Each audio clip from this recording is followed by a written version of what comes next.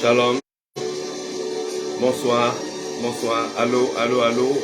Est-ce que tu es là? Est-ce que tu es connecté? Sois béni ce soir. Sois béni ce soir. Nous célébrons l'Éternel.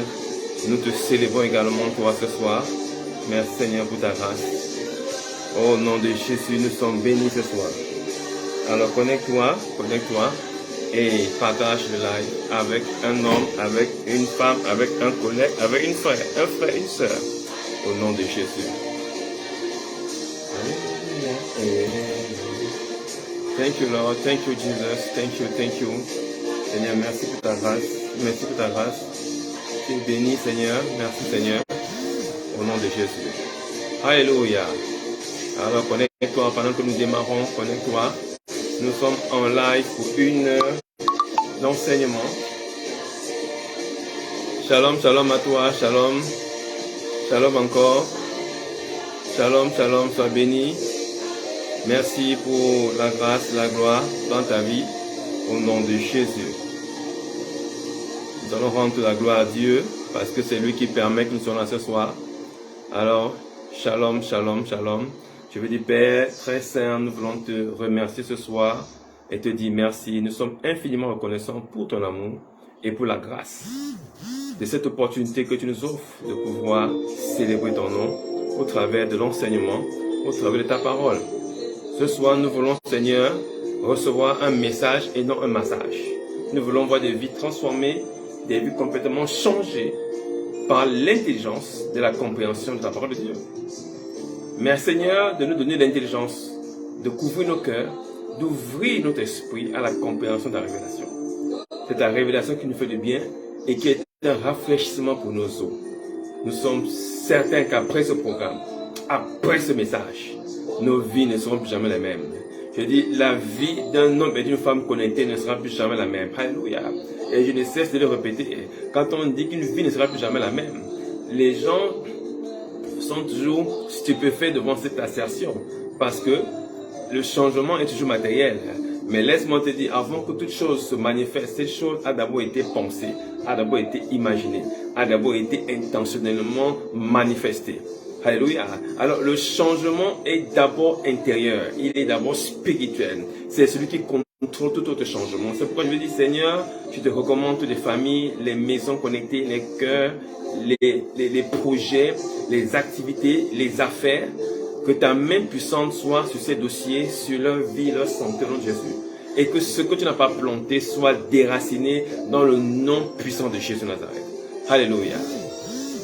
Alors, connecte-toi, partage pendant que nous sommes sous cette mélodie de Minister Ducey de Nigeria, dont nous n'aurons pas les droits.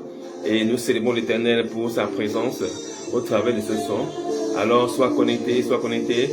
Nous sommes ce soir dans notre troisième partie du renversement des forteresses.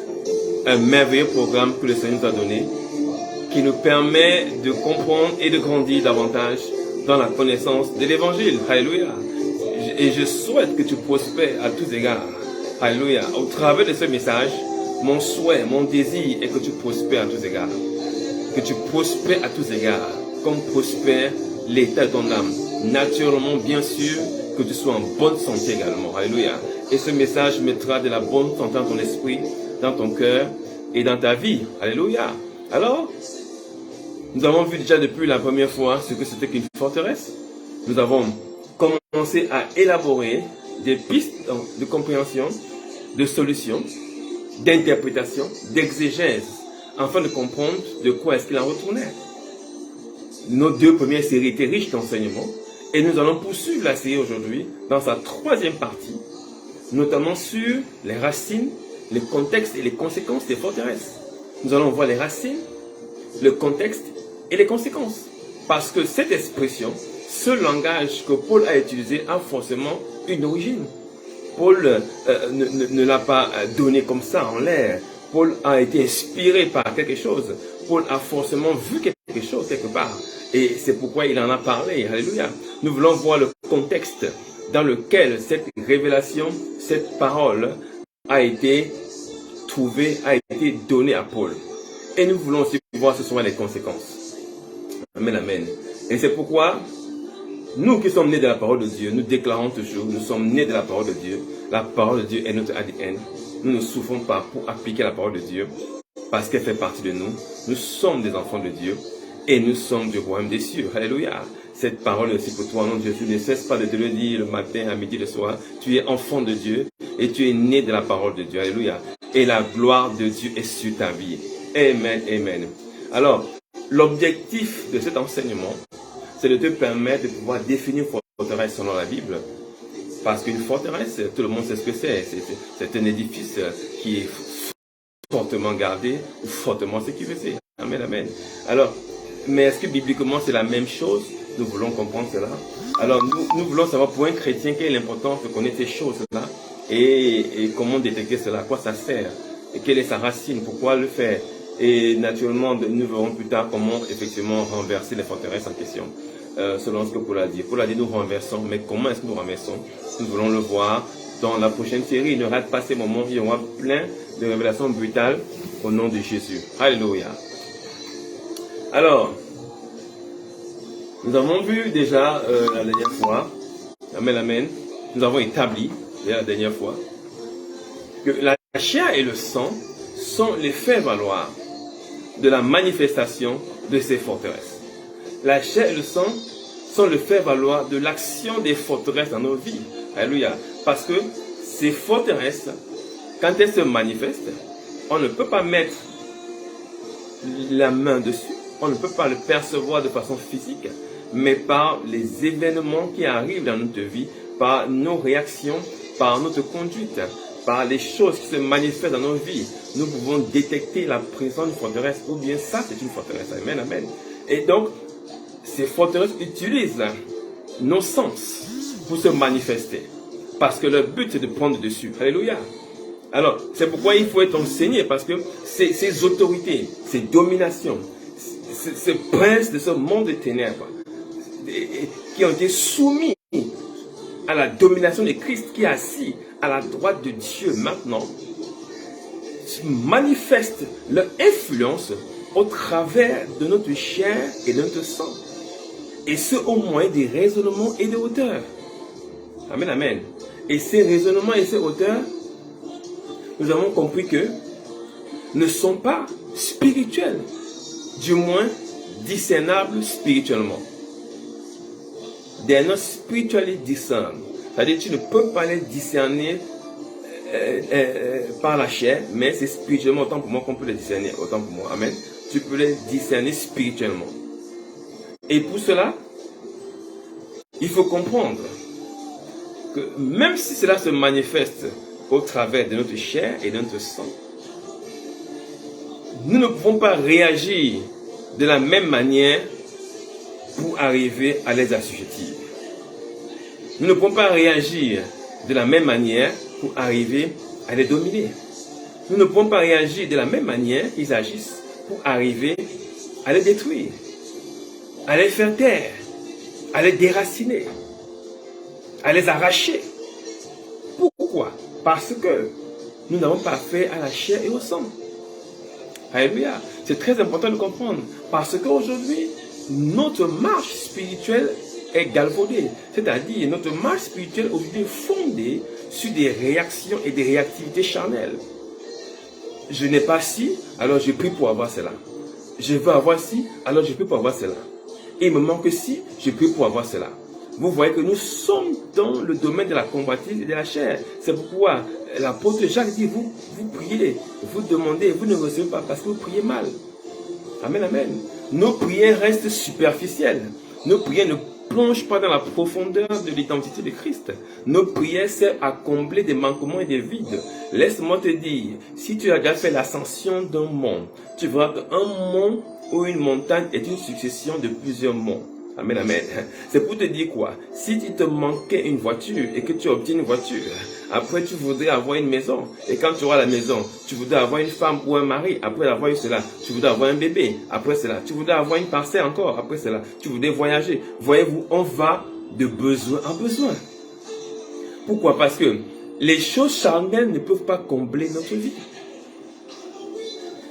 On a vu des chefs d'État le vendredi ne pas rentrer chez eux, mais dormir dans leur bureau pour que le lundi matin ils travaillent. Parce que quand il n'y a plus d'ordre à donner, ils sont malades. Amen, amen.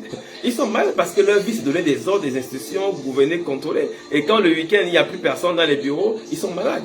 Écoute-moi, les choses charnelles ne peuvent pas combler ta vie.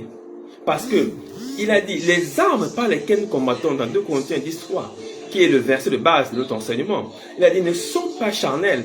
Qu'est-ce que ça veut dire charnel? Charnel, ça veut dire qu'ils ont la nature de la chair, c'est-à-dire sous l'autorité de l'appétit animal. Ce n'est pas un combat de boxe. Amen, amen. C'est pas comme on a bloqué mon mariage. Alors, mes ancêtres, ma mère, mon père, ils vont me voir. Je vais les rosser et les rôtir dans le feu. Je dis ce soir, je vais les dégager et les dégommer. Non, il ne s'agit pas d'un combat physique. Amen, amen. Il ne s'agit pas d'un combat charnel. Ce qui est charnel, c'est ce qui a son siège dans la nature animale. Ses origines, son inspiration viendrait de la nature animale. Et c'est-à-dire encore qui est fondé sur la corruption. C'est quoi la corruption? La corruption, c'est ce monde. La corruption, c'est quoi? C'est l'illusion de ce monde. C'est un monde corrompu. C'est un monde qui est souillé. C'est un monde qui est flétri. Amen, amen. C'est pourquoi tout ce qui rentre dans ce monde finit en vieillissant. En fait, le vieillissement est le retour à la nature initiale. Oh, tu ne savais pas ça.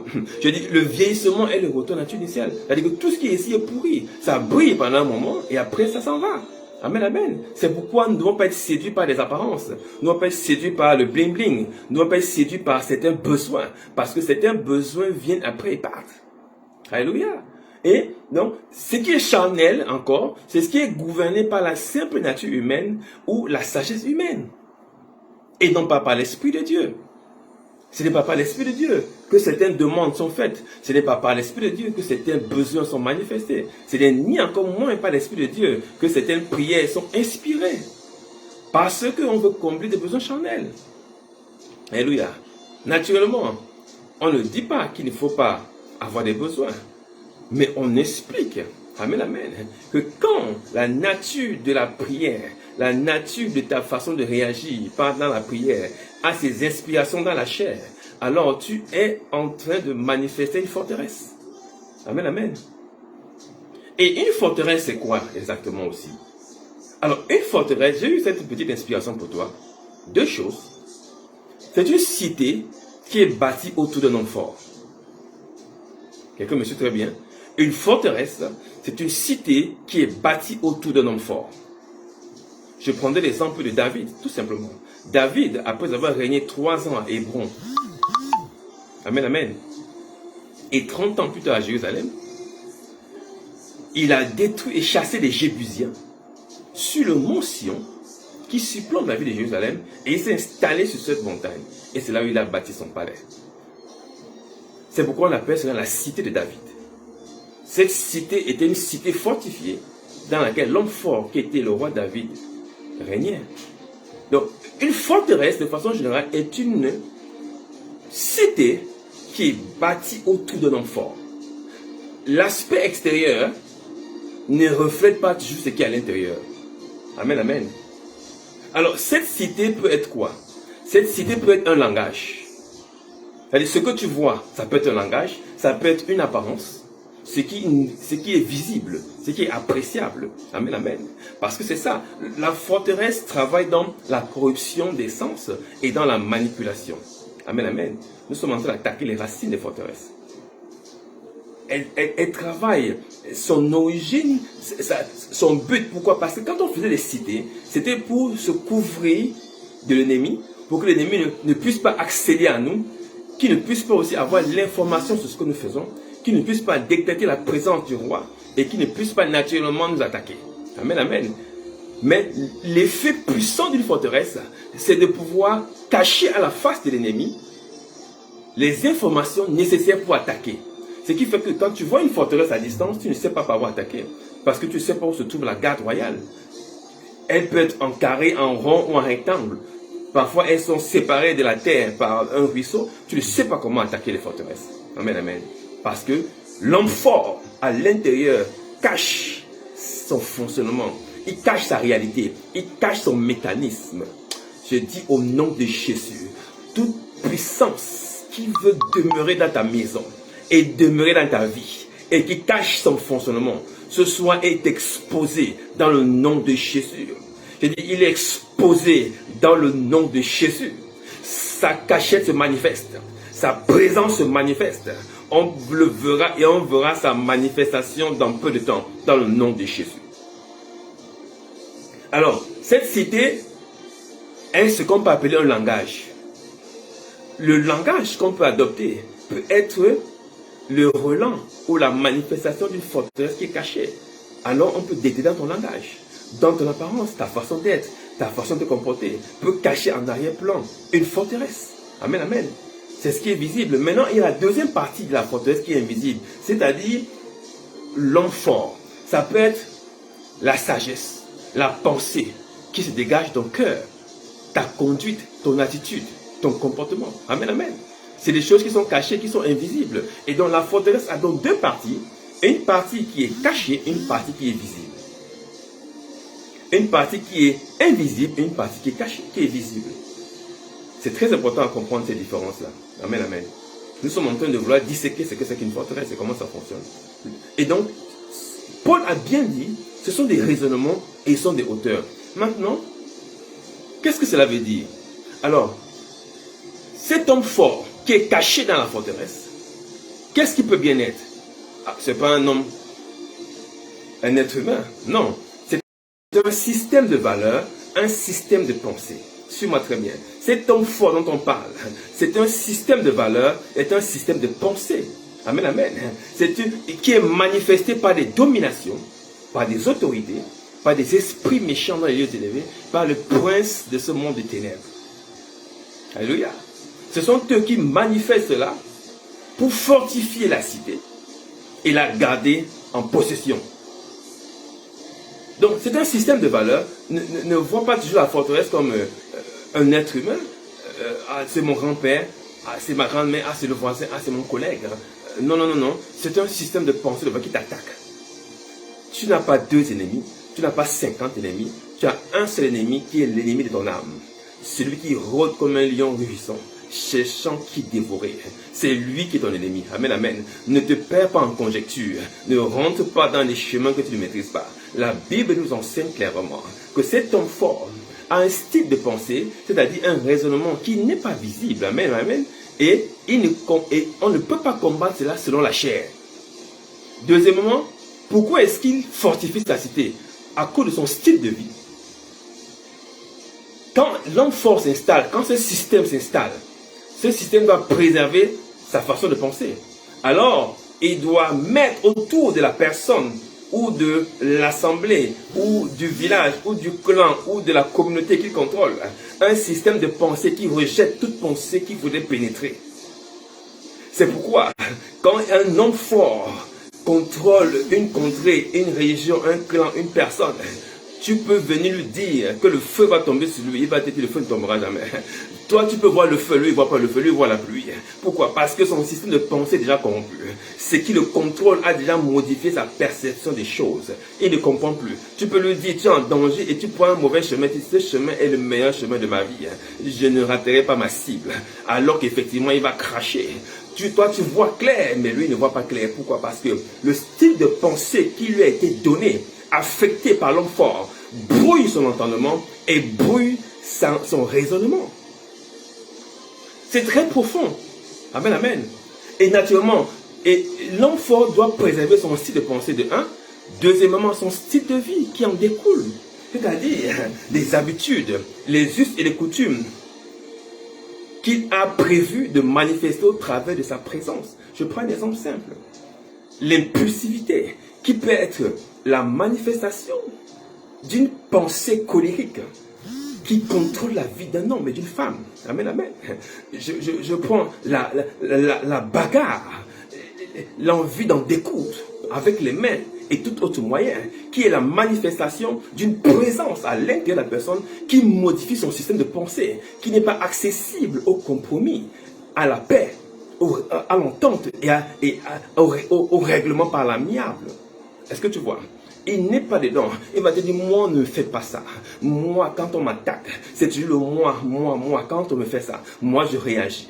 Moi, ne me fais pas ça. Moi, ne me parle pas comme ça. Moi, ne me traite pas comme ça. Pourquoi? Parce que ce moi qui parle, ce n'est plus lui qui parle. C'est l'homme fort qui parle à l'intérieur de son cœur. Et cet homme fort, qui a un style de pensée, qui est le moi, manifeste sa présence par soit la bagarre, les injures, la trahison, la jalousie et toutes sortes de choses que vous connaissez.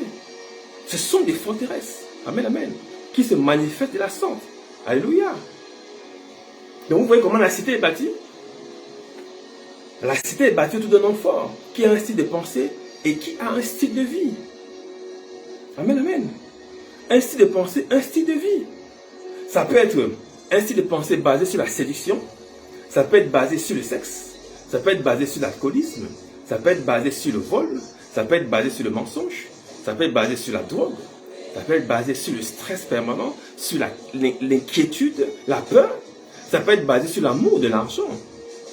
Quand il n'y a pas d'argent, la personne a la tremblote, comme quelqu'un qui boit du whisky depuis 45 ans.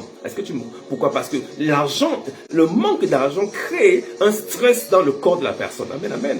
Pourquoi? Ce stress en réalité n'existe pas. Mais comme l'homme fort, le système de valeurs, de pensée qui est dans le cœur de cette personne produit en elle une sensation de soif, une sensation de manque, une sensation de fin du monde.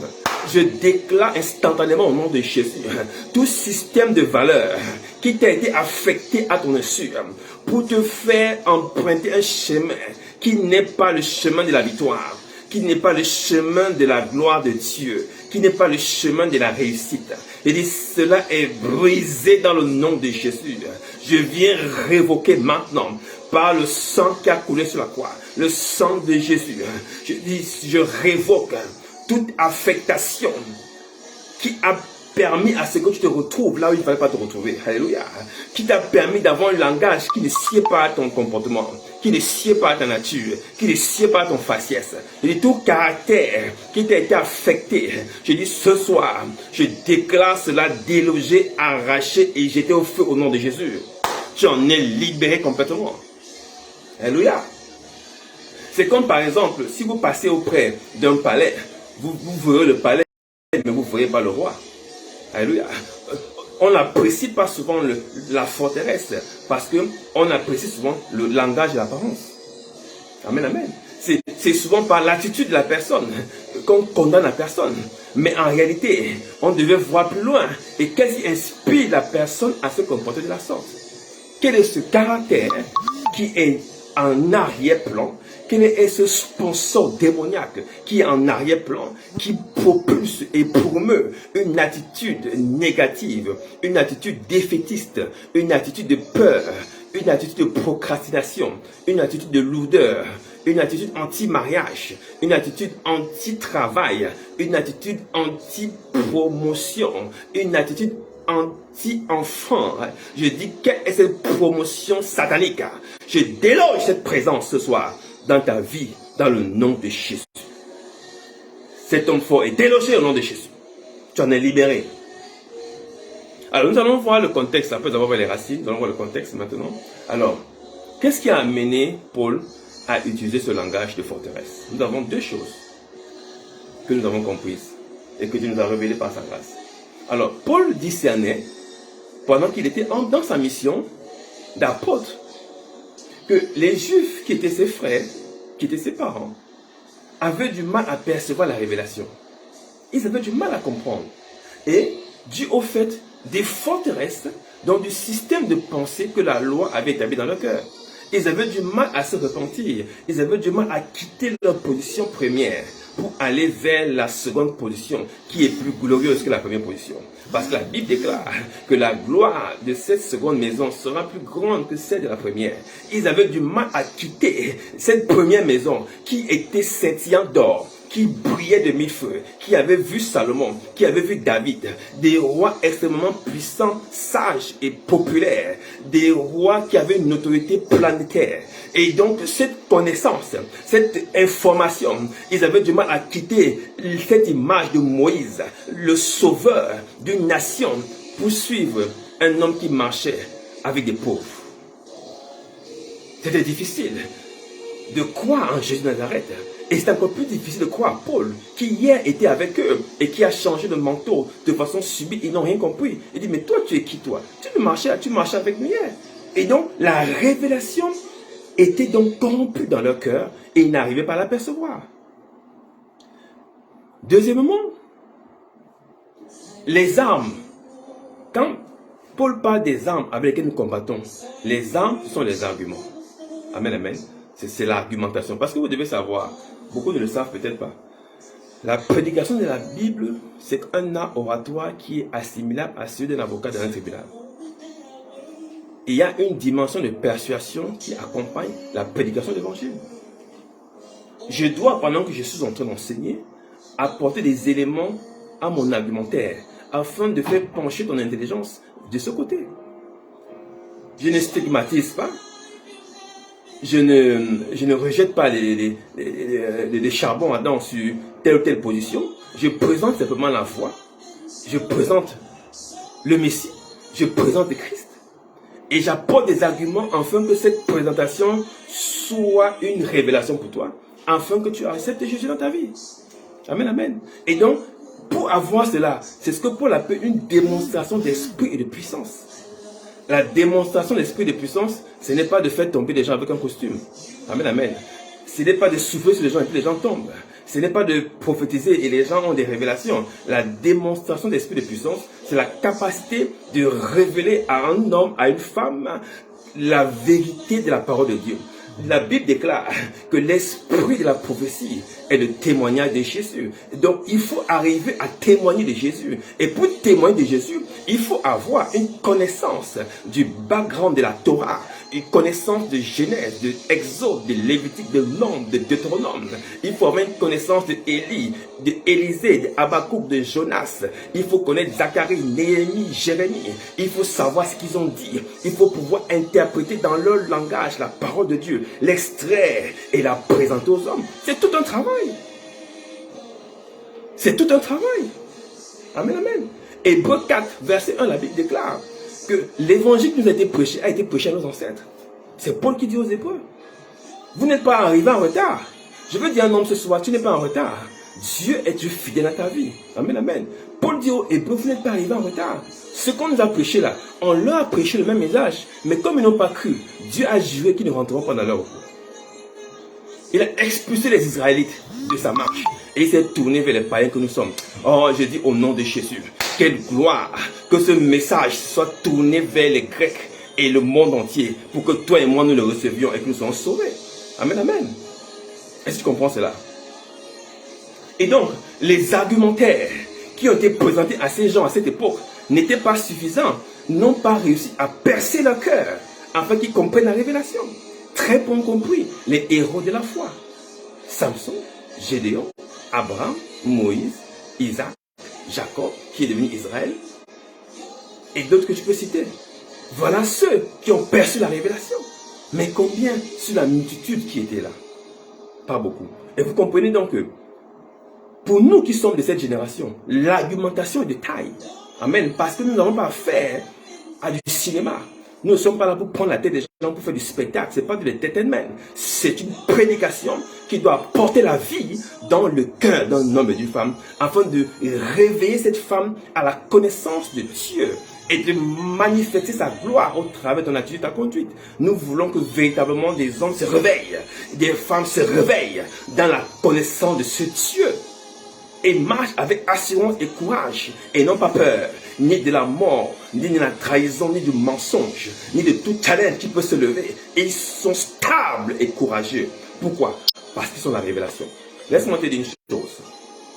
Quand tu fais un songe, amen, amen, ce songe que tu as eu à faire, pardon, même 15 ans plus tard, ce songe reste dans ton esprit. Il est à l'intérieur de toi. Même si on te réveille à 4 heures du matin, tu vas encore expliquer ce songe. Il en est ici de la révélation. Quand la révélation a frappé ton cœur, elle demeure à l'intérieur de toi. Elle ne sort plus. Elle te fait marcher avec assurance, avec fierté, avec joie au nom de Jésus. Pardonnez-moi. Alors, les armes qui sont la source de son argument, devait venir de la doctrine, pas de la chair. Et donc, Paul voulait donc faire quoi? Révéler à ses frères la connaissance, et puis leur faire comprendre que cette connaissance a déjà été révélée. Je prends deux exemples rapidement pour vous faire comprendre ce que je dis. Alors, dans l'origine de la révélation de Paul, la véritable origine, vous allez découvrir ces moments merveilleux. Quand je découvrais ça, j'étais vraiment très très content. 2 Corinthiens 10, verset 5. Il dit ceci: nous renversons les raisonnements et toute hauteur, vous savez, c'est ce qu'il dit, qui s'élève contre la connaissance de Dieu. Nous renversons tout raisonnement et toute hauteur qui s'élève. Prenons maintenant Jude 6, verset 25. Jude 6, verset 25 dit ceci: dans la même nuit, l'Éternel dit à Gédéon, prends le jeune taureau de ton père, écoute-moi très bien, et un second taureau de Baal de 7 ans. Renverse l'autel de Baal qui a ton père et abat le pieu sacré. Alors, je vais maintenant prendre les éléments que j'ai compris à l'intérieur. Jude 6, 25. Renverse l'autel de Baal. 2 Corinthiens 10, 5. Nous renversons les raisonnements. Vous ne voyez pas qu'il y a un lien? 2 Corinthiens 10, 5. Nous renversons les raisonnements. Gédéon renverse l'autel de Baal. Renverse. Donc, Paul a lu juge. Puisque juge est avant lui. Quand on expliquait juge à la synagogue, il a compris la révélation. Et Dieu dit à Gédéon, renverse l'autel de Baal. Et il dit à Gédéon, abat le pieu sacré. Et maintenant on dit, on renverse les hauteurs. Et on renverse aussi les raisonnements. Maintenant je vais te dire une chose. Dans les temps anciens, l'autel de Baal, il y avait à côté de l'autel de Baal un pieu sacré. C'était un morceau de bois à peu près comme ça, qui se tenait à côté de l'autel, qui représentait la divinité femme, qui était Asherah ou Astarté. Amen. Et donc cette divinité était la représentation du dieu de la fécondité. C'était un morceau de bois.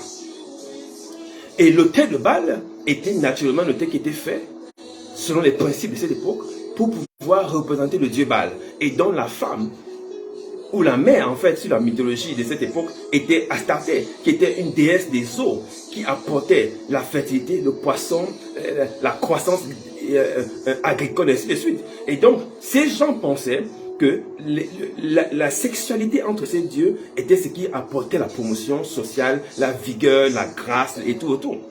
Et donc, pour ce qui concernait l'autel de Baal, ce raisonnement, cet enseignement diabolique, il fallait le renverser. Mais pour ce qui concernait Astarté, c'était une hauteur, parce que ça tenait comme ça.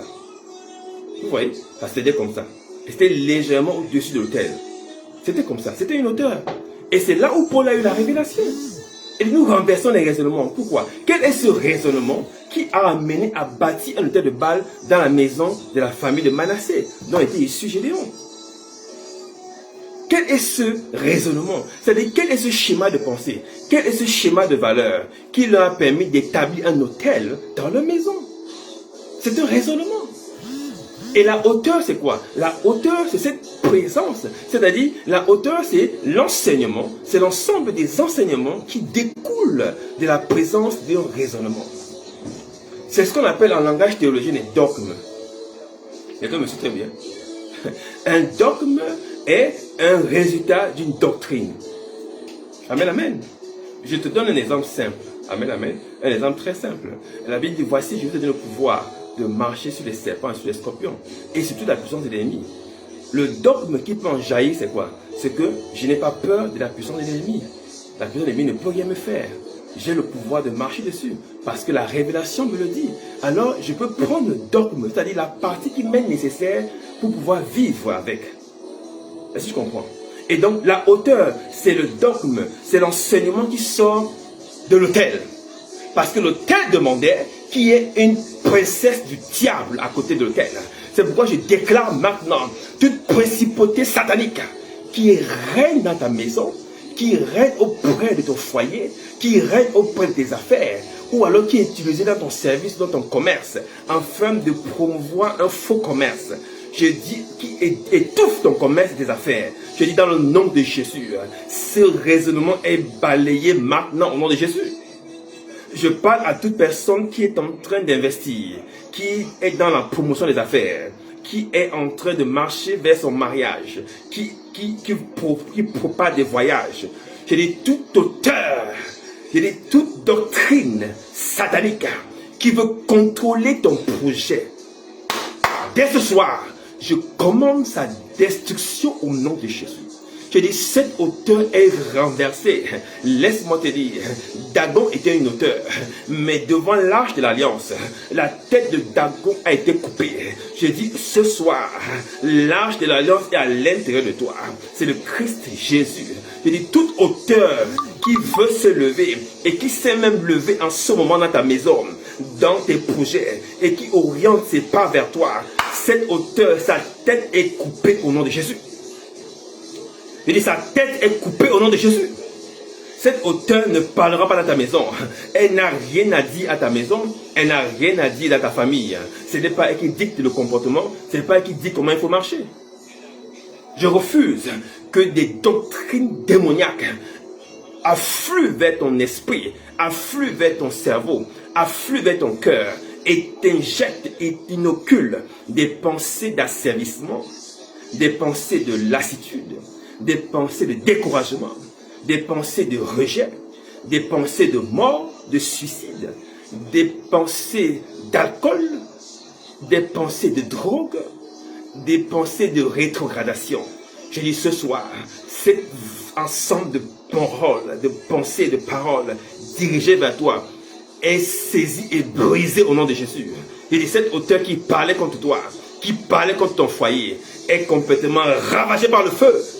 Au nom de Jésus, je parle à ton affaire en ce moment. Si tu as une affaire, tes finances, qui sont attaquées sérieusement, je dis au nom de Jésus, cette attaque est brisée au nom de Jésus. Alors, donc Paul comprend donc que le combat auquel nous faisons face au travers des forteresses est un combat intérieur et non un combat charnel. Amen, amen. C'est un combat intérieur. On a l'illustration avec Gédéon. Vous voyez que Gédéon se plaignait dans justice naturellement, que ça n'allait pas. Et la nuit, Dieu lui révèle que c'est dans ta maison, c'est dans la maison de ton père. Ce qui veut dire symboliquement que les combats auxquels nous faisons face, n'accusons pas les autres. C'est à l'intérieur de nous. C'est notre façon de raisonner. C'est notre façon de penser. C'est ce que l'ennemi a impulsé dans notre esprit. C'est le cheminement que nous avons. C'est notre façon d'arriver au résultat. Vous savez, quand on était au lycée, et qu'on donnait des exercices de mathématiques ou je ne sais pas quoi, et le professeur, il y avait des professeurs très calés qui voulaient qu'on fasse selon leur cheminement. Je ne sais pas si vous vous souvenez en mathématiques par exemple, pour ceux qui ont pu faire des maths ou même au cours élémentaire. Alors le professeur s'il donne un devoir au cours élémentaire par exemple, s'il y avait un exercice de calcul quotidien à faire, alors il fallait qu'on fasse comme lui. Si on posait l'opération, il fallait qu'on pose exactement comme lui. Et donc quand tu venais avec une autre méthode, le professeur rejetait. C'est ainsi que ces esprits fonctionnent. Ils apportent des cheminements différents dans nos esprits pour que nous fassions les choses différemment, mais mal. Amen, amen. Nous voyons comment les autres font, mais nous voulons faire, mais nous faisons mal. Ils amènent un mauvais cheminement. C'est comme l'histoire d'Akan, Josué qui a vaincu Jéricho, qui veut envahir Haï. Et il se lève, il prend quelques soldats pour aller attaquer, mais ils sont décimés. Et Dieu lui dit non, il y a quelqu'un parmi vous qui a désobéi. C'était à l'intérieur de la famille. Amen, amen. Nous avons trop pris l'habitude de mettre nos problèmes ailleurs, alors que nos problèmes sont à l'intérieur de nous. Nos problèmes parfois sont nous-mêmes. N'accusons pas les autres. N'accusons pas les parents. Nos parents ont fait ce qu'ils ont pu faire. Chaque parent aime son enfant. Amen, amen. Chaque parent a fait ce qu'il a pu faire à son niveau. N'accusons pas nos oncles. N'accusons pas nos tatas. N'accusons pas qui que ce soit. Est-ce que tu me suis très bien? Parce que l'accusation est un défilement. Et l'accusation est une corruption de tes sens. Parce que quand tu accuses, ton regard se porte ailleurs. Il ne se porte plus sur l'essentiel. Et tu n'as pas envie de travailler l'essentiel qu'il faut travailler. Parce que ton regard est ailleurs. Amen, amen. C'est ainsi que l'Église fabrique aujourd'hui des personnes qui sont totalement inopérantes. Parce qu'elles ne comprennent pas le cheminement. Ces forteresses ayant établi dans leur cœur un faux cheminement. Accusation, de citation, de plainte et de lamentation. Amen, amen. Nous devons sortir de cette compréhension parce que c'est ce que les forteresses font. C'est de nous maintenir dans un état de lamentation, de pleurs. Souvenez-vous du peuple hébreu. à la sortie d'Égypte. Ils ont crié plusieurs fois Moïse. Mais pourquoi nous n'avons pas dû laisser mourir en Égypte? C'est la forteresse d'Égypte qui parlait. Amen, amen. Ils ont quitté l'Égypte, mais l'Égypte ne les avait pas quittés. Amen, amen. Ils ont quitté la servitude, mais la servitude ne les avait pas quittés. Ils avaient envie de retourner servir en Égypte, quoique étant hors d'Égypte. Est-ce que cela a un sens? Quel est ce raisonnement? Quelle est cette façon de penser? On a fendu une mer pour toi. On a renversé les chevaux et les cavaliers dans la mer. Toute l'armée de Pharaon, l'armée la plus puissante du monde à cette époque, décimée totalement. Que faut-il encore faire pour te montrer que c'est Dieu qui est avec vous? Non, on aurait dû nous laisser en Égypte. On souffre dans le désert, on a des problèmes. C'est pourquoi Dieu a juré que vous ne rentrerez pas dans mon repos. Amen, amen. J'ai dit au nom de Jésus, toute servitude qui veut te suivre, toute servitude mentale, toute servitude sexuelle, toute servitude financière qui veut te garder dans la même position, je déclare sur ta vie ce soir, tu n'es plus esclave de quoi que ce soit. Tu es esclave de Jésus. Là où il y a l'Esprit de Dieu, il y a la liberté. Je dis, tu n'es plus esclave du péché. Tu n'es plus esclave de quelque attitude et comportement que ce soit. Je déclare sur ta vie au nom de Jésus. Donc, ces choses, Gédéon, attends, nous montrent que notre combat est intérieur. Parce que nous devons comprendre que les forteresses sont des raisonnements. Et si on dit raisonnement, c'est que c'est des pensées. C'est-à-dire c'est à l'intérieur de nous. Nous devons arrêter de penser que les forteresses, ce sont seulement les sorciers de notre quartier, les sorciers du village, les sorciers du clan, la grand-mère qui est déjà vieille, qui est devenue sorcière subitement. Écoute-moi très bien. Si tu vis dans la lumière, il n'y a pas de rapport entre la lumière et les ténèbres. Alléluia. Est-ce que tu me suis très bien? C'est pourquoi Paul a dit ceci. J'ai fait un mélange de deux versets bibliques. 2 Corinthiens 10, 3 et Éphésiens 6, 12. 2 Corinthiens 10, 3 déclare ceci. Si nous marchons dans la chair, nous ne combattons pas selon la chair. Car les armes avec lesquelles nous combattons ne sont pas charnelles. Éphésiens 6 déjà, car nous n'avons pas à lutter contre la chair et le sang, mais contre les dominations. Il dit, dans 2 Corinthiens 10, les armes avec lesquelles nous combattons ne sont pas charnelles. Et dans Éphésiens, parce que nous n'avons pas affaire à la chair et au sang. Vous voyez que Paul est cohérent. Il est totalement cohérent dans ce qu'il dit. Ce qu'il a dit à Corinthe et ce qu'il dit à Éphèse, c'est la même chose. Mais seulement, l'expression change. Il précise que nous marchons dans la chair, mais nous ne luttons pas sur la chair. Parce que les armes avec lesquelles nous combattons ne sont pas charnelles. Pourquoi? Parce que nous n'avons pas affaire à la chair et au sang. Donc à Corinthe, il leur dit, les armes ne sont pas charnelles. Mais à Éphèse, il leur dit, nous n'avons pas affaire à la chair et au sang. C'est le même message. Alléluia. Paul est cohérent. Son évangile est cohérent. Il ne raconte pas d'histoire sortie de sa tête. Amen, amen. Il est cohérent. Amen, amen. Il comprend très bien ce qui se passe. Nous allons maintenant aborder, après avoir vu le contexte, la révélation, nous allons aborder maintenant les conséquences, rapidement, amen, amen, des forteresses. Qu'est-ce qu'elles produisent? Et qu'est-ce qui d'abord permet à ce qu'elles s'installent en général? Premier, il y a l'ignorance principalement et la désobéissance. L'ignorance et la désobéissance. C'est pourquoi Paul arrive à Galates, il dit, êtes-vous dépourvus de sens? Il met l'accent sur le sens, c'est-à-dire sur l'intelligence, sur la sottise, sur la bêtise, sur le manque d'intelligence, c'est-à-dire le fait de ne pas raisonner dans le bon sens. Il dit, vous avez commencé par l'esprit et vous voulez venir par la chair. Ça n'est pas normal. Alléluia. Ça n'est pas normal. Il y a plusieurs enfants de Dieu qui ont commencé par l'esprit qui finissent par la chair. Et la transition des fois est subtile. La transition, des fois, est subtile. Des fois, on peut être dans la chair pensant qu'on est encore dans l'esprit. C'est pourquoi la parole discerne.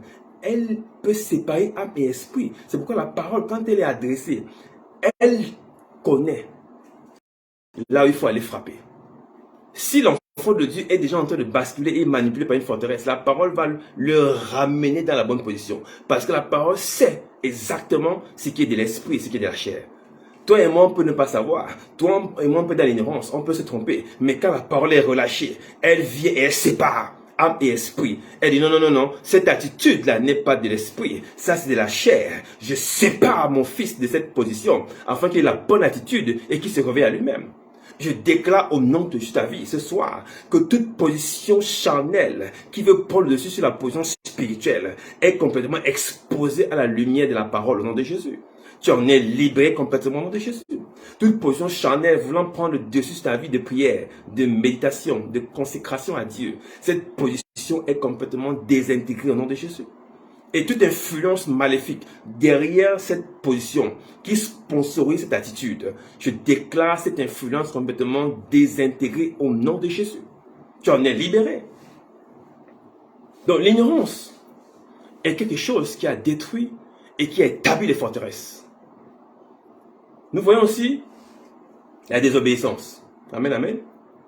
La désobéissance, comme tout à l'heure je l'ai dit dans Hébreux 4.1, avec le peuple hébreu, qui avait reçu la parole de Dieu. Et ça, on verra dans un prochain séminaire. C'était quoi la parole de Dieu dans l'Ancien Testament? Nous aborderons ce séminaire sous peu de temps. Parce que l'Ancien Testament n'est pas un sous-livre. L'Ancien Testament n'est pas un ancien livre. L'Ancien Testament n'est pas un livre qu'il ne faut pas lire. Parce que c'est un débat parmi les chrétiens. Est-ce que l'Ancien Testament est d'actualité? Est-ce que l'Ancien Testament est nécessaire? C'est l'ignorance qui fait ce genre de choses. Sans l'Ancien Testament, le Nouveau Testament n'est pas. Et sans le Nouveau Testament, l'Ancien Testament n'est pas. La Bible, au départ, s'appelait Biblos, un ensemble de livres. Ce sont 6 livres. Amen, amen. C'est une bibliothèque de livres qui ont été rassemblés ensemble. Est-ce que tu me suis très bien? Et il n'y avait pas d'Ancien et de Nouveau Testament. Cette division a été faite pour des besoins exégétiques. Tu comprends? C'est comme les versets bibliques. Souvent, il y a des débats. Oui, est-ce qu'il y avait les versets avant dans la parole de Dieu?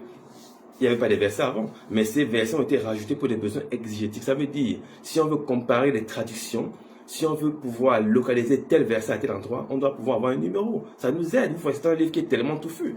Ça aide la recherche, la compréhension et l'interprétation.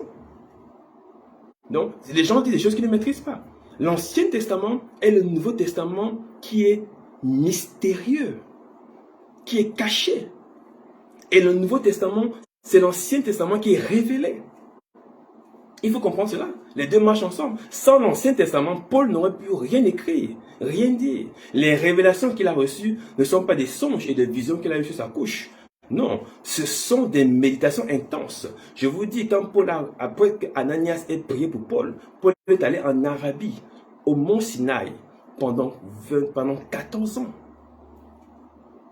Il a mis du temps pour comprendre, après avoir eu la révélation de quoi il s'agit exactement. Il a pris la Torah, le Pentateuque, il s'est assis, il a commencé à lire.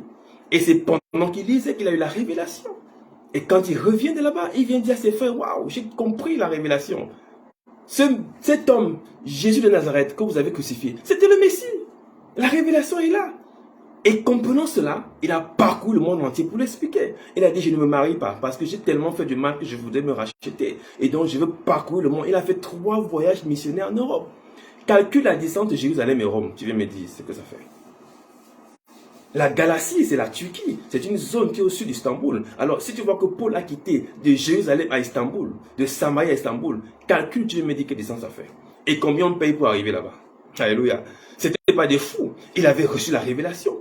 Et cette révélation le portait comme un nuage. Il avait envie de la partager partout. Et il comprenait. Il a dit dans Hébreux 4.11 que cette révélation que je vous partage, les autres l'ont reçue, mais ils l'ont rejetée. Et c'est pourquoi Dieu a dit, moi aussi je veux vous rejeter. Amen, amen. Moi aussi je vous rejette. C'est très important. Alors, il faut savoir que désobéir, c'est quoi? C'est rejeter la foi. Désobéir, c'est rejeter la foi. De façon très simple. C'est pas simplement de ne pas faire ce qu'on a dit de faire. Non, c'est rejeter la foi. Pourquoi? Parce que c'est la foi qui a dit ce qu'il fallait faire. Et donc, obéir, c'est recevoir la foi. Et dans la désobéissance, qui est le reniement de la foi, et donc qui est le reniement de la substance de la foi, qui est l'œuvre de la croix, est une désobéissance totale qui est comparable à de la divination. Amen, amen. Je te montre comment les sorciers maintenant opèrent, et dans quelle dimension ils opèrent, et comment cette puissance astrale opère dans nos vies. Amen, amen. Écoute-moi.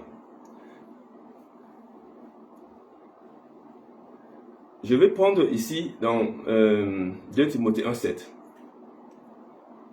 Ce n'est pas un esprit de timidité que Dieu nous a donné, mais un esprit de force, d'amour et de courage.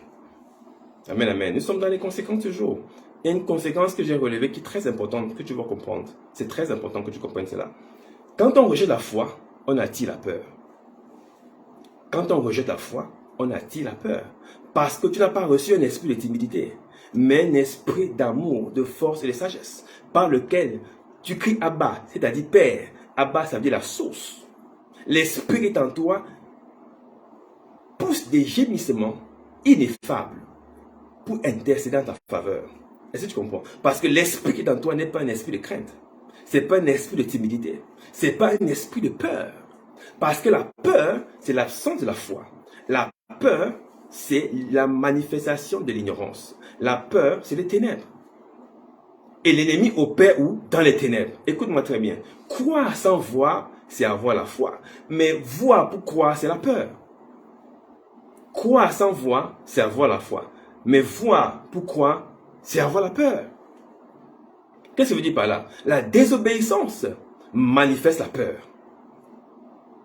Et la peur, j'ai envie de dire, c'est la foi du diable. La peur, c'est le reniement de la personne de Jésus. La peur, c'est le reniement de l'œuvre accomplie de la croix. La peur, c'est le reniement de Christ ressuscité. La peur, c'est le reniement de l'ascension de Jésus à la droite du Père. La peur, c'est le reniement de l'œuvre de Jésus sur la terre. La peur, c'est l'absence de compréhension de la parole de Dieu. Est-ce que tu comprends cela? Quand tu commences à avoir peur, tu commences à attirer une autre foi. Écoute-moi très bien. Dans 1 Samuel 15, quand le roi Samuel a demandé à Saül de poser un acte, Saül n'a pas posé l'acte, et le roi est arrivé, et le prophète est arrivé, il a dit, 1 Samuel 15, 22, Samuel dit, l'Éternel trouve-t-il du plaisir dans les holocaustes et les sacrifices? Comme dans l'obéissance à la voix de l'Éternel, voici, l'obéissance vaut mieux que les sacrifices. Et l'observation de sa parole vaut mieux que la graisse des béliers. Ça vaut mieux que l'argent. Car la désobéissance est aussi coupable que la divination. Est-ce que tu comprends cela? La désobéissance, dans la version de Parole de vie, il dit la désobéissance est aussi coupable que de consulter des divins. C'est grave. Désobéir à Dieu, c'est comme si tu allais consulter des divins. Désobéir à Dieu, c'est comme si tu allais voir des magiciens. Désobéir à Dieu, c'est pas différent d'aller consulter des astrologues. Désobéir à Dieu, ce n'est pas différent d'aller se faire initier, d'aller voir des cartomanciens, d'aller lancer des courriers. Ce n'est pas différent. Pourquoi? Parce que quel est l'élément commun entre les deux? C'est la peur. C'est l'ignorance de Dieu, de son potentiel, de son amour pour toi, de sa capacité à te transformer, à te régénérer, à te positionner, à te préserver, à te protéger.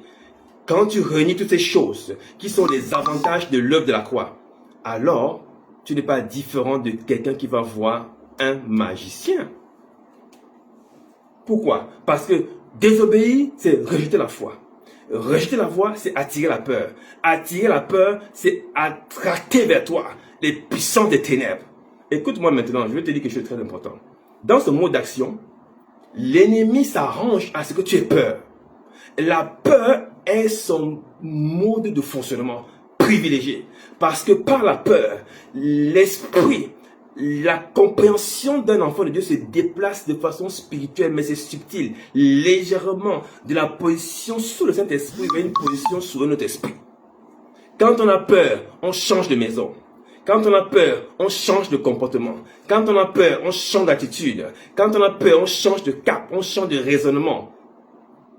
Et ce changement de raisonnement est sous notre maison, est sous notre domination, est sous notre principauté, est sous une autre autorité, est sous une autre puissance des ténèbres. C'est pourquoi je dis ce soir, l'esprit de peur qui se manifeste dans les songes, dans les révélations et dans tout mouvement de ta vie est déraciné de ta maison au nom de Jésus.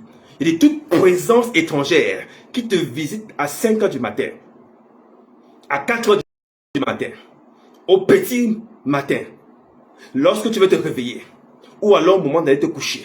Cette présence qui envahit ta chambre, qui envahit ton lit, Il dit ce soir, dans le nom de Jésus, elle n'a pas de place, elle est chassée au nom de Jésus. Il dit, elle est chassée au nom de Jésus. Si tu me suis, donne-moi un puissant amen. Cette présence ne peut pas demeurer. Mais pourquoi cette présence se manifeste? Pourquoi quand tu pries, tu jeûnes, après 7 ans de jeûne, tu revois encore les mêmes images? C'est parce que ton raisonnement est couvert par la peur. Il y a quelque chose qui te stresse. Il y a quelque chose qui t'inquiète. Ça peut être l'âge, ça peut être le travail, ça peut être des enfants, ça peut être le mariage, ça peut être un désir que tu n'arrives pas à assouvir. Ces choses produisent en toi une forme de stress qui produit la peur et qui produit l'attraction des forces des ténèbres. Écoute-moi comment ça fonctionne. Ces forteresses fonctionnent par ton ignorance. Et cette ignorance, couplée à la désobéissance de la peur, produit des attaques régulières et des assauts des puissances des ténèbres. J'ai dit au nom de Jésus, toute puissance de la mort venant te convoiter, venant te chercher dans la nuit, comme le jour, est chassée de ta maison au nom de Jésus. Tu en es libéré complètement dans le nom de Jésus. Je parle d'une puissance infernale qui rôde autour de ta vie, qui te précède dans les lieux de bénédiction, qui te précède dans les lieux de réunion, qui te précède sur la table des décideurs, qui te précède même chez les médecins. Cette présence, tu en es séparé au nom de Jésus. Tu en es divorcé au nom de Jésus.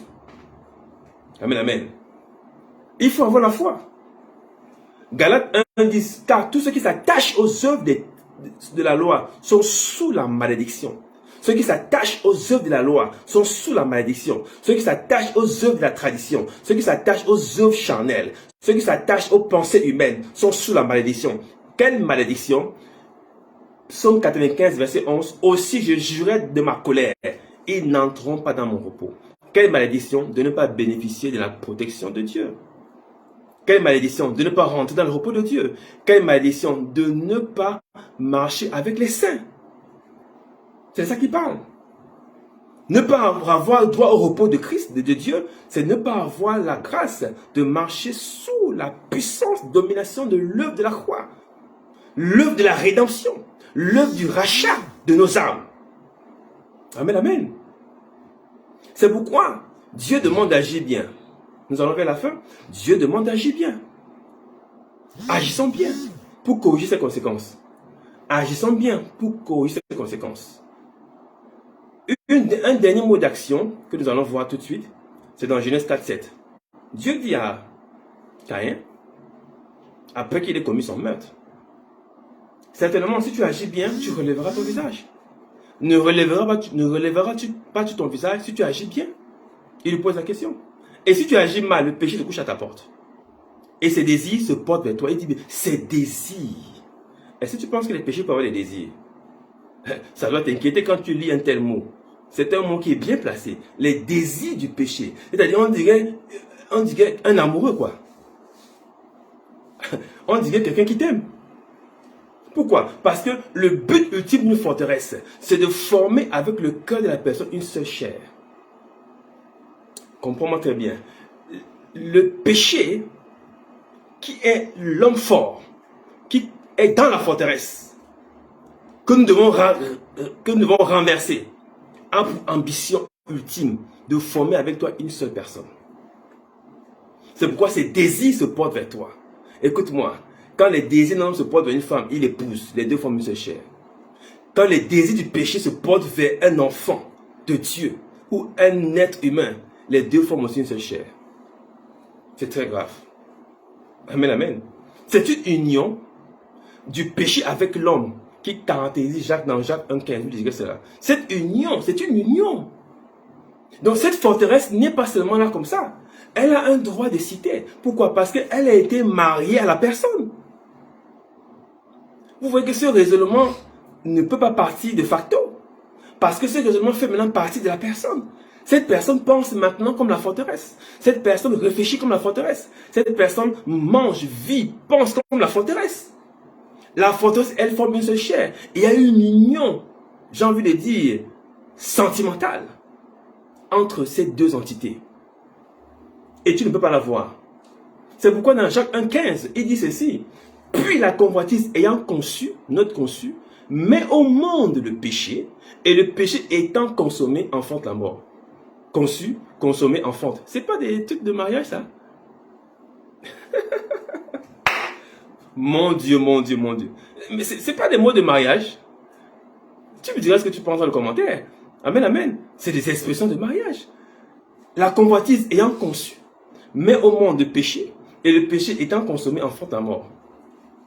C'est comme ça que la forteresse, ce péché, c'est lui la forteresse. Pourquoi? C'est un système de valeurs de pensée. Amen, amen. Et quand il est consommé, il enfante. Donc quand ses désirs sont portés vers la personne, elle enfante la mort. C'est quoi la mort? C'est la séparation d'avec Dieu. Pourquoi? Parce que quand la forteresse a fini par s'unir avec toi, ton langage et ton raisonnement deviennent contraires à la volonté de Dieu et tu en es séparé automatiquement. Quand la Bible parle de mort, elle parle de séparation d'avec Dieu. Séparé d'avec la communion d'avec Dieu. Ton langage change, ta conduite change, ton attitude change, tes pensées changent, tes valeurs changent. Quand on dit alors à l'église, ah, pour faire quoi? Depuis qu'on prie là, je suis fatigué de prier. Moi, je vais à mes réunions. Ah, mais on a réunion demain, le pasteur peut nous rencontrer. Pour faire quoi? Qu'est-ce qu'il va dire qu'on ne connaît pas? Mais il y a un programme. Mais programme de quoi? Ça fait 10 ans que je fais des programmes. Ton langage commence à changer. Il y a une présence qui commence à t'occuper. Laisse-moi te dire, il y a un temps pour chaque chose. Il y a des gens qui ont le temps d'aller au bar. Il y a aussi un temps d'aller servir Dieu. Amen, amen. Il y a un temps pour chaque chose. Amen, amen. Quand le langage commence à changer, cela veut dire que la personne a déjà été épousée. Amen, amen. La personne a été épousée. C'est pourquoi Dieu dit à Caïn, attention, les désirs du péché se portent vers toi, mais toi domine sur lui. Je veux dire ce soir à un homme, à une femme, que tu vas dominer sur cette influence. Tu vas dominer sur cette forteresse. Dieu dit à Caïn, toi, domine sur lui. Ne le laisse pas porter ses désirs vers toi. Parce que ces désirs portés vers toi vont produire des calamités naturelles dont tu ne pourras pas t'en repentir. Je dis ce soir, dans le nom de Jésus, quels que soient les désirs qui ont été portés vers toi, je déclare que tu n'es pas l'objet de la consommation du diable. Au nom de Jésus. Écoute-moi très bien. Avant de finir. Les forteresses, quand elles se portent vers toi, elles commencent par influencer ton langage. Quelqu'un me dit Amen. Elles influencent ton apparence. Elles influencent ton visage. Ton visage peut même commencer à noircir, à changer de couleur. Même ta peau peut changer de couleur. Parce que quand il commence à prendre position, tu commences à vieillir de l'intérieur. Tu commences à avoir envie des choses bizarres. Tu commences à avoir des comportements bizarres. On ne te comprend plus. Tu sors des groupes d'amis. Tu te sépares de certaines personnes pour rien du tout. Pourquoi? Parce que la forteresse te guide quelque part. Elle veut t'isoler. Parce que le lion dans la jungle n'attaque jamais un troupeau de gazelles. Il attaque toujours la gazelle qui traîne en arrière. Alors l'ennemi vient par un comportement, une attitude, pour t'amener à traîner les pas. Pendant que les gens avancent, toi, tu traînes des pas. Pourquoi? Parce que tu te plains. Parce que tu te plais. Parce que ça ne marche pas comme tu veux. Parce que c'est pas comme tu veux. On te dit non, courons à ce programme à l'église. Non, allez-y, moi je suis derrière. Mais sache que quand tu es derrière, le lion aussi arrive derrière. En courant par contre. Mais toi, tu marches à petits pas. Mais lui vient avec des enjambées. Parce qu'il t'a déjà consommé par ton langage et par ton attitude. Are you hearing this? Je dis, ton attitude attire le rampage et le rampement du serpent. Le serpent commence à se déployer de sa cachette. Quand il voit comment cet enfant est ignorant des œuvres du diable et commence à se relâcher dans la foi, commence à s'affaiblir dans la foi, commence à s'interroger, à interroger Dieu. Est-ce que l'argile peut interroger le potier? Laisse-moi te dire, ce sont des faux raisonnements, ce sont des fausses pensées. C'est simplement pour te retarder, pour te faire marcher à reculons. Laisse-moi te dire, à cause de ce que Amalek a attaqué le peuple hébreu par derrière, après qu'il fût sorti d'Égypte, Dieu a juré par son nom que Amalek et moi, on sera ennemis jusqu'à la fin des temps. Écoute-moi, Amalek avait fait une chose abominable. Ils avaient attaqué le peuple hébreu par derrière, pendant qu'ils sortaient à peine de la mer. Je dis, écoute, cet esprit rampe derrière toi. Il arrive, mais tu ne peux pas voir, parce que c'est spirituellement qu'on le discerne. Mais la manière de le voir, c'est de voir comment tu changes toi-même. C'est de voir comment tu n'aimes plus Dieu, tu n'aimes plus Jésus, tu n'aimes plus la communion. Les louanges t'énervent, les frères en Christ t'énervent, les soeurs en Christ t'énervent, aller à l'église t'énerve, la Bible t'énerve. Tu commences à t'énerver avec tout et rien. Mais laisse-moi te dire, c'est l'annonce du rampage des puissances de la mort. C'est l'annonce du rampage de la maladie. C'est l'annonce que le diabète, l'hypertension sont en train d'arriver en courant. Pendant que toi tu traînes pas, ne te lamente pas, ne pleure pas. Même Jésus à Gethsemane a voulu pleurer, mais il s'est révélé, il a dit non Seigneur, ta volonté et rien que ta volonté. J'ai envie de te dire, la volonté de Dieu et rien que la volonté de Dieu. Même si tu souffres, même si tu es rejeté, même si tu es abattu, même si tu es relégué au dernier plan de ta famille, de la société, de ton quartier, de ton pays, de ta nation. Je dis au nom de Jésus, ne baisse pas la garde, ne laisse pas cette forteresse t'épouser, parce que ses désirs se portent vers toi. Il veut t'envelopper, il veut t'engloutir, il veut t'épouser. Oh, j'ai envie de te dire quelque chose de très important, de très important. La forteresse, c'est pas le langage. Le langage est porté par la forteresse. L'attitude, c'est pas le problème. Mais c'est ce qui porte le problème. L'attitude qui est le problème. Et donc, quand toi, tu ne peux pas comprendre cela, mais ça se passe en arrière-plan. Amen, amen. Laisse-moi te dire une chose. Les États-Unis d'Amérique, ils sont puissants financièrement, n'est-ce pas? Right? Ils ont une économie resplendissante. C'est la première puissance économique mondiale.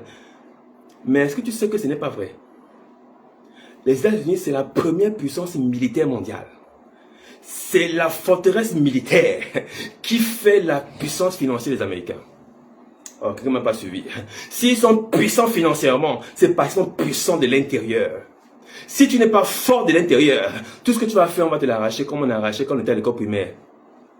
Quand tu as mené le goûter comme ça, les anciens passaient d'arracher comme ça. Tu devais faire quoi? On n'avait que nos larmes pour pleurer, nos yeux pour pleurer autant que moi. Hein? C'est ça. Pourquoi?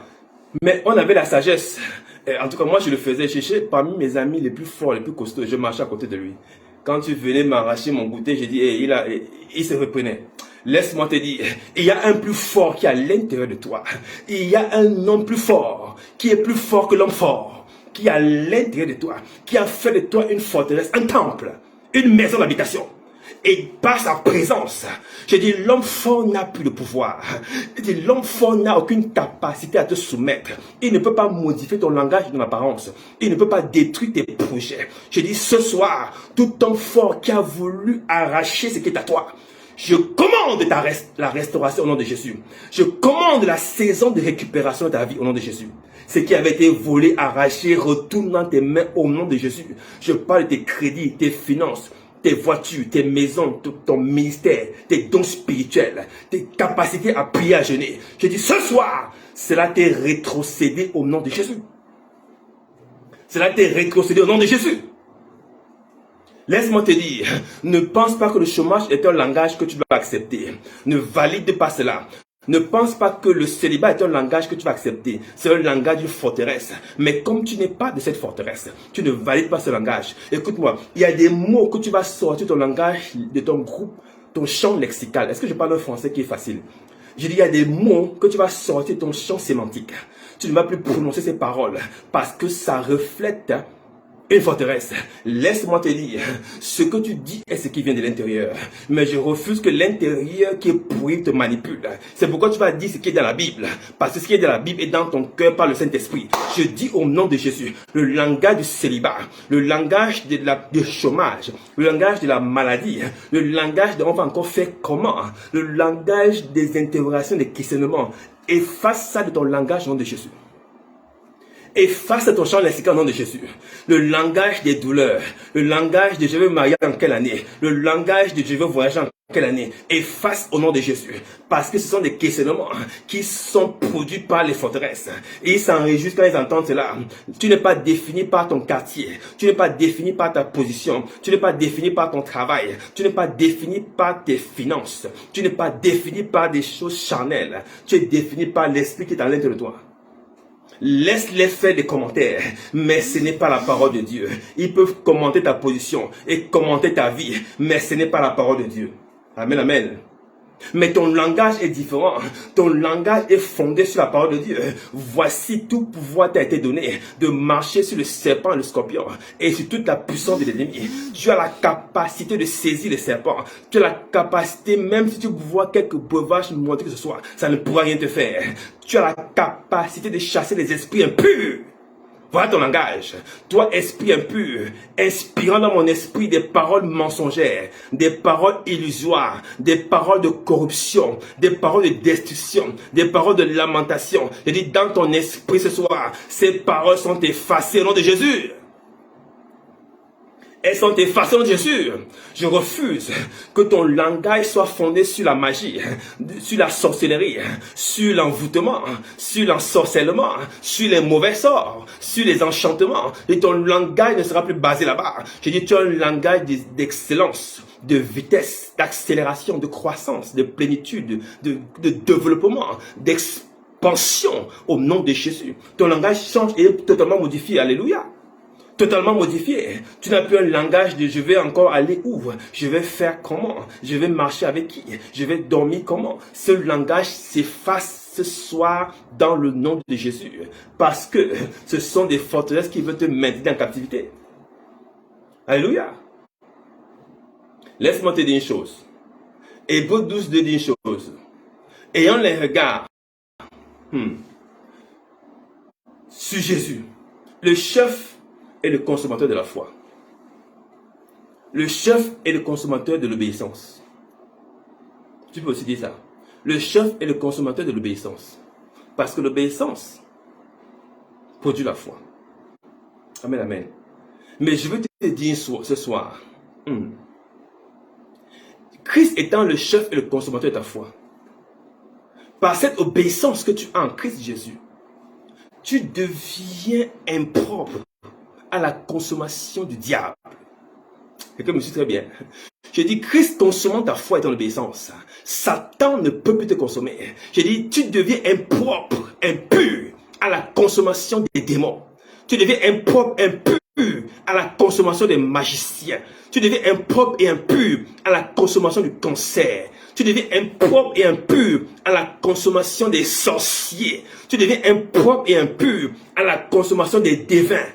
Des enchanteurs, des bonimenteurs, de ceux qui font des exercices spirituels avec ton âme. Tu deviens impropre et impur au couvent astral, à ceux qui marchent dans le monde des ténèbres, à ceux qui sortent comme des fantômes en vampires, à ceux qui vampirisent et qui rendent la vie des gens zombies.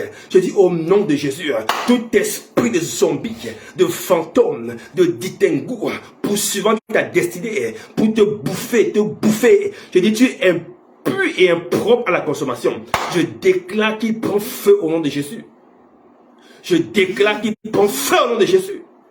Je te dis sur ta vie maintenant ce soir, toute consommation qui a voulu être perpétrée depuis le ventre de ta mère, depuis le ventre de ton père, depuis 14 générations en arrière et aujourd'hui 3 générations en avant. Je dis ce soir au nom de Jésus, je déclare que cela ne marchera pas. Ils ont mangé hier, ils ont mangé en 1930, en 1940, en 70 et même en 80. Mais là, maintenant, là, je dis là, ils ne vont plus toucher un seul cheveu de ta famille. Je dis leur consommation est terminée au nom de Jésus. Tu ne seras pas ton propre bourreau en te condamnant toi-même par des autoproclamations négatives. Je dis, tu ne seras pas ton propre bourreau en laissant les conséquences des forteresses te gouverner. Je dis, elles sont détruites au nom de Jésus. Elles sont détruites au nom de Jésus. Je prie maintenant pour ta vie, par la grâce de Dieu qui nous est donnée ce soir, pour ta prospérité financière. Au nom de Jésus, je déclare, laisse-moi te dire une qualité de Jésus. C'était de manifester son côté adamique. Parce que Jésus est le second Adam. Et laisse-moi te dire, Adam avait un pouvoir. Ce pouvoir, c'était la capacité de parler et les choses arrivaient. C'est Adam qui a nommé tous les animaux de la terre. C'est lui qui a même nommé la femme. Il avait un pouvoir. C'est ce pouvoir que Satan lui a volé.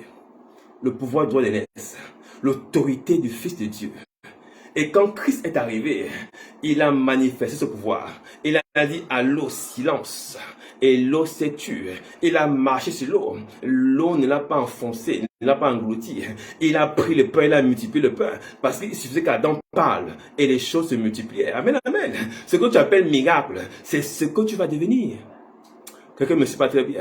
Ce qu'on a appelé miracle au temps de Jésus, c'est la manifestation de notre espérance. C'est ce qu'on va devenir. Quand on va régner avec lui sur la terre, je dis, tu seras comme plus qu'Adam, parce que nous sommes plus que cela. Parce que Christ est en nous. C'est pourquoi je déclare, par l'autorité du nom de Jésus qui est en moi, sur ta vie maintenant, toute forteresse mentale qui perturbait ta vie de prière. Tu as longtemps prié et jeûné, envoyé des bombes de feu à l'extérieur et partout, à gauche, à droite, au nord, au sud, à l'est, à l'ouest, alors que la principale bombe devait être à l'intérieur de toi, pour détruire cette forteresse mentale qui te bloque dans la même position. Je déclare, toi qui es sous le son de ma voix ce soir, dans le nom de Jésus, toute forteresse mentale qui veut bloquer ta carrière, bloquer ta vie sentimentale, bloquer tes projets, est renversée au nom de Jésus. Je parle aux forteresses sentimentales. Des forteresses sentimentales qui bloquent ta destinée, qui bloquent tes projets, qui t'empêchent d'ouvrir, de te stabiliser, d'être un homme, une femme stable, qui produisent la nervosité, l'inquiétude, le stress, le dégoût. Je dis au nom de Jésus, cette forteresse est renversée au nom de Jésus. Elle n'existe plus dans ta vie. Elle est complètement balayée au nom de Jésus. Je déclare sur ta vie également que les projets financiers qui étaient suspendus ou qui étaient en cours de validation, les contrats d'affaires, les contrats de partenariat, les idées même d'affaires qui sont en train de se manifester, qui tardent. Je déclare cela sur ta vie. La forteresse qui bloquait cela, le lien qui se levait pour te ramener au même endroit, qui te faisait asseoir au même fauteuil. Je dis, cette corde, cette chaîne mentale qui voulait te reléguer au second plan. Je dis, dès ce soir, cette corde est brisée au nom de Jésus. Tu en es libéré. Ce qui retenait tes finances, ce qui retenait tes crédits, tes projets fonciers, tes terrains, tes maisons à construire et à bâtir. Je dis ce soir, c'est le relâchement de ta prospérité. C'est le relâchement de ta prospérité. Parce que ces forteresses mentales sont en train de tomber au nom de Jésus. Elles tombent comme des châteaux de cartes. Elles tombent comme des châteaux de cartes dans le nom de Jésus. Je parle à cette influence génétique qui contrôle ton sang et qui contrôle tes reins et qui manifeste la même douleur à la même année, dans le même âge et dans la même génération. Je dis au nom de Jésus, tu n'es pas consommable. Le seul qui consomme ton obéissance, c'est Christ Jésus. Je dis, tu n'obéis pas à la douleur et à la maladie. Je dis, la douleur et la maladie ne sont pas les chefs de raisonnement. Je dis, les factures pharmaceutiques ne sont pas tes dieux. Je dis, tu n'obéis pas à la loi des diagnostics médicaux, ni à la loi des ressentiments charnels. Je déclare ce soir au nom de Jésus, tout ce que tu ressentais comme douleur, comme vertige, comme maux de tête, comme sensation qui est inconfortable. Je dis ce soir au nom de Jésus, cela est complètement déraciné. Cela est déraciné au nom de Jésus. Je prie pour tes affaires, tes projets maintenant. Je dis ce que tu as commencé, Dieu va le parachever. Je dis la forteresse qui voulait retenir cela, qui voulait t'amener à t'asseoir, à ne pas prospérer. Je dis cette forteresse ce soir est complètement écrasée, renversée en Jésus. Ce soir, c'est le relâchement des dons dans les affaires, des dons dans les finances, des dons dans les projets, au nom de Jésus. Je dis, reçois ta grâce, reçois la manifestation de ta grâce dans le nom de Jésus. Dieu a équipé chacun d'entre nous des dons et des talents. Ton talent est manifeste. Ton talent se manifeste. Ton talent se manifeste et ton talent va produire et générer des revenus au nom de Jésus. Je proclame cela dans ta vie. Je proclame cela dans ta vie dans le nom de Jésus. Reçois cette grâce, reçois cette faveur, reçois cette puissance au nom de Jésus. Et je déclare dans ton corps que tu es guéri de toute maladie, guéri de toute infirmité, guéris de toute douleur dans le nom de Jésus. You are healed in Jesus' mighty name. You are healed in Jesus' mighty name. Quelle que soit la douleur, quelle que soit la malformation, quelle que soit l'insuffisance, quelle que soit la constriction que tu ressentais, quel que soit l'étouffement, quel que soit l'handicap, l'infirmité, je déclare que tu es guéri au nom de Jésus. Toute infirmité spirituelle se manifestant dans les rêves, tu en es guéri au nom de Jésus. Tu n'es pas visitable la nuit, encore moins la journée. Dieu t'a préservé et t'a béni au nom de Jésus. Gloire soit rendue à Jésus et que nous disons tous Amen, Amen, Amen et Amen. Merci Seigneur pour ta grâce. Tu es béni. Je rends grâce et gloire à Dieu au nom de Jésus. Alléluia. Amen, Amen. Merci infiniment pour ta présence. Et je sais que le Seigneur t'a humblement béni ce soir, grandement béni, je dirais. Ne sois pas humble parce qu'il t'a là, il t'a vraiment béni, t'a chargé. Et je sais que la grâce de Dieu coule sur ta vie au nom de Jésus. Et merci pour le like, merci pour les partages. Et Dieu est reconnaissant pour cela, car c'est pour sa gloire que cela est fait. Alors, n'hésite pas naturellement à soutenir Mathéo au nom de Jésus, pour la gloire de Dieu, pour ce que Dieu est en train de faire et ce que Dieu manifeste. Amen, amen. Et nous allons tous de gloire en gloire. Et Dieu confirme ses signes et ses prodiges par rapport à l'appel de cette communauté ministérielle. Que Dieu te bénisse pour tout ce que tu fais dans sa maison au nom de Jésus. N'hésite pas à partager, n'hésite pas à liker davantage auprès de tes collègues, tes frères et sœurs, pour ce qui se passe en Mathéo. Parce que ne viens plus seul, viens avec quelqu'un, parce que ce qui se passe va aller en gloire de gloire en gloire au nom de Jésus. Amen, amen. Alors naturellement, je vais t'inviter à ne pas rater ce mardi dès qu'il sera 21h pour notre programme de prière. Ce programme de prière est un moment intense de partage dans la communion de la prière avec le Père au nom de Jésus pour pouvoir révéler et booster ta foi et t'apprendre à prier et te soutenir par la commune de prière. Amen, amen. Tu n'es pas seul, nous sommes tous une grande famille et nous partageons ces moments afin que chacun d'entre nous puisse trouver le confort, la consolation dans la présence du Saint-Esprit au nom de Jésus et que tu apprennes également à prier et que ta foi soit une foi qui est boostée de l'avant au nom de Jésus. Alors, je te souhaite déjà un très bon week-end, que Dieu te bénisse naturellement. Nous revenons vers toi pour d'autres informations. N'hésite pas à nous faire part de tes requêtes de prière par le moyen de Messenger sur notre page Facebook. Merci. Et naturellement, visite notre page YouTube également, qui est Mathéo tout simplement. Tu vois la page YouTube où les vidéos sont disponibles pour toi, pour ton équipement, ton enseignement. Je t'invite à les suivre régulièrement. Cela va te faire du bien au nom de Jésus. Alors, merci infiniment. Shalom, shalom. Et à très bientôt. Que Dieu vous bénisse. Thank you, sir.